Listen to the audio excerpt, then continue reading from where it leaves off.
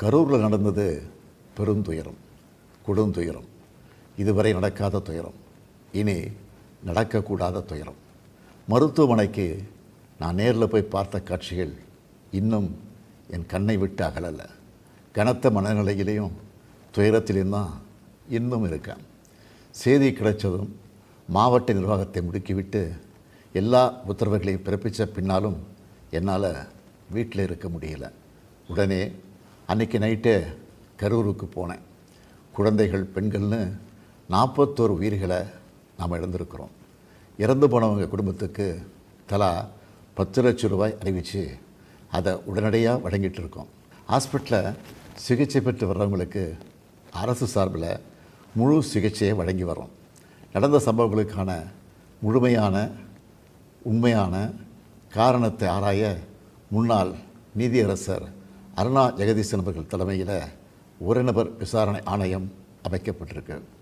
ஆணையத்தோட அறிக்கை அடிப்படையில் அரசோட அடுத்த கட்ட நடவடிக்கையில் இருக்கும்னு உறுதியளிக்கிறேன். இதற்கிடையே சோஷியல் மீடியாவில் சிலர் பரப்புற வதந்திகளையும் பொய் செய்திகளையும் பார்த்துட்டு தான் இருக்கேன். எந்த ஒரு அரசியல் கட்சி தலைவரும் தன்னோட தொண்டர்களும் அப்பாவி பொதுமக்களும் இறக்கிறத எப்பொழுதும் விரும்ப மாட்டாங்க. இந்த சம்பவத்தில் உயிரிழந்தவங்க எந்த கட்சி சார்ந்தவங்களாக இருந்தாலும் என்னை பொறுத்த வரைக்கும் அவங்க நம்மளோட தமிழ் உறவுகள். எனவே சோகமும் துயரமும் சூழ்ந்திருக்கக்கூடிய இந்த நிலையில் பொறுப்பற்ற முறையில் விஷமத்தனமான செய்திகளை தவிர்க்கணும்னு கேட்டுக்கிறேன். அரசியல் கட்சிகள், பொது அமைப்புகள் இது போன்ற நிகழ்ச்சிகள் நடத்தும்போது இனி வரும் காலங்களில் எத்தகைய பொறுப்போடு நடந்துக்கணும்ன்ற விதிமுறைகளை வகுக்க வேண்டியது நம்ம எல்லோருடைய கடமை. எனவே நீதியரசரின் ஆணைய அறிக்கை கிடைச்ச பிறகு எல்லா அரசியல் கட்சிகள், பொது அமைப்புகளோடு ஆலோசனை நடத்தி இதற்கான விதிகள், நெறிமுறைகள் வகுக்கப்படும்னு உறுதியளிக்கிறேன். அத்தகைய நெறிமுறைகளுக்கு எல்லாரும் ஒத்துழைப்பு தருவாங்கன்னு நம்புகிறேன். மனித உயிர்களே எல்லாத்துக்கும் மேலானது. மானுடப்பற்றே அனைவருக்கும் வேண்டியது.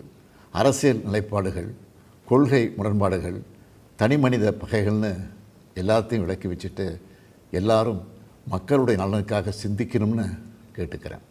தமிழ்நாடு எப்போவுமே நாட்டுக்கு பல வகைகளில் முன்னோடியாகத்தான் இருந்திருக்கு. இதுபோன்ற நிகழ்வுகள் இனி எந்த காலத்திலையும் நடக்காமல் தடுக்க வேண்டியது நம்ம எல்லோருடைய கடமை. நன்றி, வணக்கம்.